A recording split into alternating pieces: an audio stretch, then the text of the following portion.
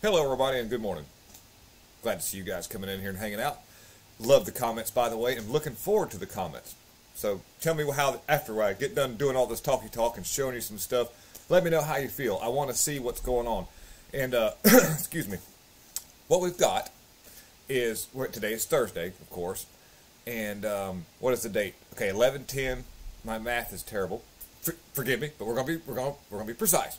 So 11/10/22. 2 days after our midterms. Now, there's a lot of people who are dooming right now, and I'll admit, from the get-go, I was a little sad, and I was like, man, where's the red wave at? And then I started to think about things, and I've probably mentioned it in a couple of other videos about, how are we going to do? Are we going to have a big red wave? And, and I'm optimistic, but, also I was cautious to let you know that, hey, there's going to be things to go on. And I'm not going to say anything so far as mishandling of stuff. We're going to leave that to the side right now. We're just going to look at things in a realistic manner and where and how and what we got going on. And I promise you guys, it's great. I mean, really, let's think about this.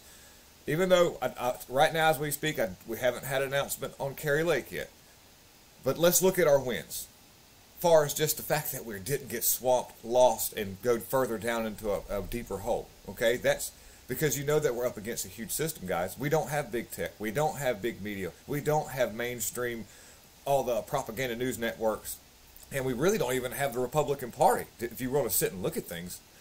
I mean, we're out here on our own, even though we're Republican, but we're a divided set from the actual just GOP stuff, because obviously, just the fact if you look at where money was spent, how Mitch McConnell handled things. Dude, if you want to sit and think about it, we were the independent voters, but rolling on a Republican ballot so that we didn't split the vote.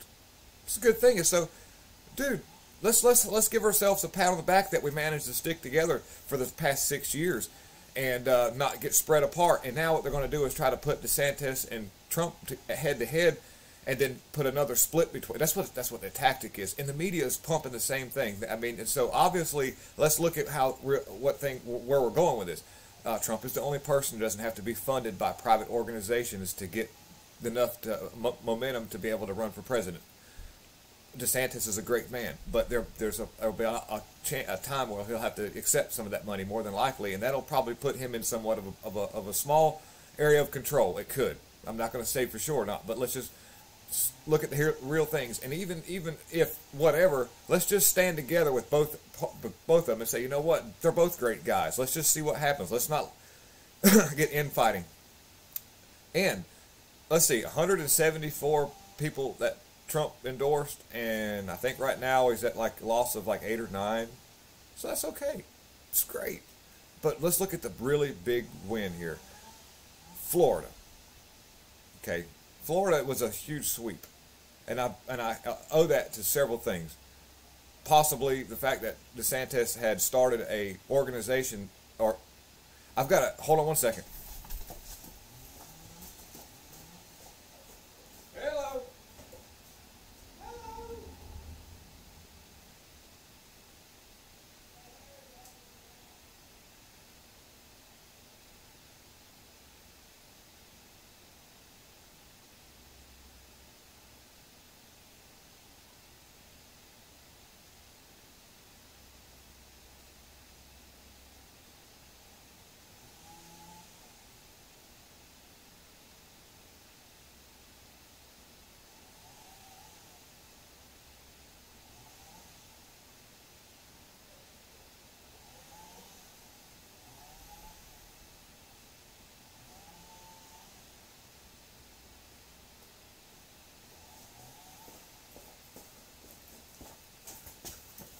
Thank you, guys. I had a customer that I heard hello in the back. I had to go handle that.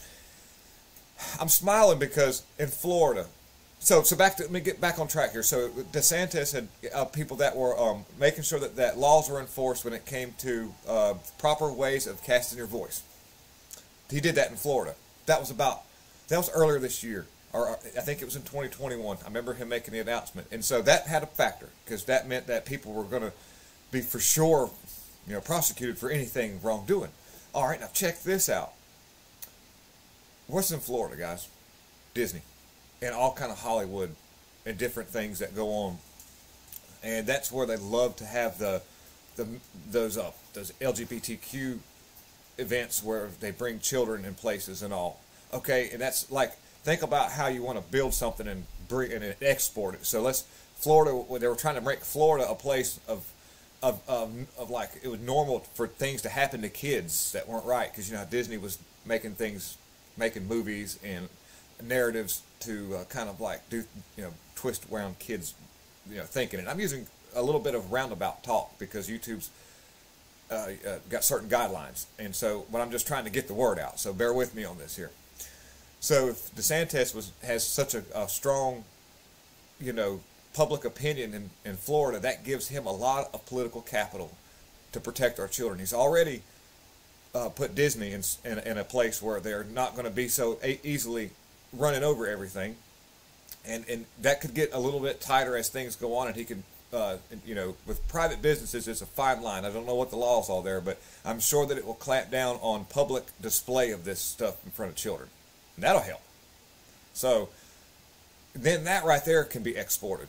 Export that instead, the opposite. Think about that. So that's a good win. That is a wonderful win, because it's all about the kids.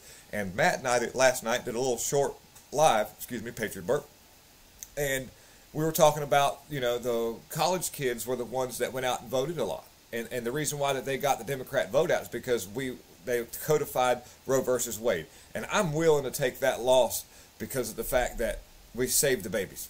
And those babies will grow up and be great politicians and do something great. Think about that. Big win. Brings to my eye. So we've also took great wins. North Carolina, where I'm from, has been battling back and forth between a Democrat leadership, corruption with financial. We had a coal ash spill. I don't know if you remember this, guys, in the news, and it went mainstream. Big coal ash spill, and it was by Duke Energy, who helped to lobby and fund Pat McCrory's campaign back in the day. And because of that, whenever that incident happened, instead of McCrory holding the Duke Energy responsible, Duke Energy just tacked it on everybody's bill, and we paid for it. Well, people, which I wasn't at Duke Energy at the time, but I am now, but I'm pretty sure that they wrote me in somewhere. Anyhow, we've got a Supreme Court now that has flipped. I'm going to bring the article up, and now my mouse is messed up because I had a computer issue that caused, and I hope this thing's not echoing now. This would be a terrible video if it did. But I had a computer issue where my mouse messed up, or the mouse did not survive the salty berserker mode that came out at the time. So anyhow, I got to use my finger. But let me get this little bit smaller here so I can get out of the way. Oh, that was pretty good. I'm using my little keypad mouse. And so here in North Carolina, this is an article where I just had to throw through some things, and it just, in North Carolina there was ID. We have the ID, so when you go cast your voice, that was actually passed in Congress probably close to 6 years ago. And it was passed like 80%, guys. And so that meant that we should be using ID. Even though that we did big wins. You know, we got Ted Budd, we've got a lot of Republican wins, conservative judges in. And I like to thank iVoterGuide.com for having a great selection of being able to go through things real quick and make it easy to cast your voice. That win right there will, and it says it in the article right here. I thumbed through it, but I'll just kind of summarize it real quick. That, you know, that's going to make a really, really good impact on actual some of the cases going on that are just legitimate. I mean, dude, like, you know, just ID for casting your voice. There's nothing wrong with that. The Democrats want to make it seem like it's an issue of race, and that's really kind of like, to me, a slap in the face to anybody. I mean, for real, because, you know, just an ID. I mean, you know, really. And so, you know, and there's other big wins as well. I mean, man, so like Texas kept Abbott. That's great. Even that third run of Beto, and you know, Abrams not being in there in Georgia might not sound like you know, even though it's Kemp, that's kind of like a Fetterman and Oz thing. I mean, if you think about it, considering like what the Abrams tank association is all about. But I just really wanted to cut this video right quick and just give everybody a little bit of a message to say that not to be so concerned about not getting every single win. dude, like I say, just the fact that we're kind of treading water, but now we've got a floaty, so we don't have to be like paddling the whole time. And we did all this from a whole separate section of Republican voters. We kind of, that's just a great thing, guys. So I really want you to remember that because of the fact that you didn't let the system get you down, to beat you down, to make you feel like you didn't need to go out and cast your voice, you guys did. And it made a difference. Even if, say, there was some kind of something that happened, because that happens, I'm not going to say what it is, you still went out there and done it. It made a difference. And we're going to sit back, not sit back. We're going to feel better. Everybody's going to just think about this. We have big wins. And this is not Trump's fault. Trump endorsed people. It was them to run their campaign. They didn't get proper funding because of Mitch McConnell and the GOP.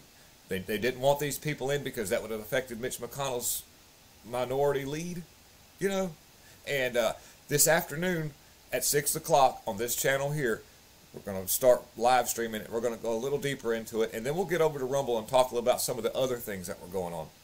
So I look forward to seeing you guys coming in there and hanging out. We love the commenters, and I love the trolls too because it really gives us great talking points. So, my normal trolls are welcome. You guys are awesome. It gives us great contrast, and all voices are welcome in there. So y'all have a wonderful day, a wonderful Monday coming up. It feels like a Monday to me because I'm finally rested. I have been running so hard over the weekend at that big tractor show. I'm going off track again, but anyways, I'm finally rested up and feeling good, and we're going to keep going forward, guys. We just throwing in a towel now would only just be futile. All right, I'm out. Bye.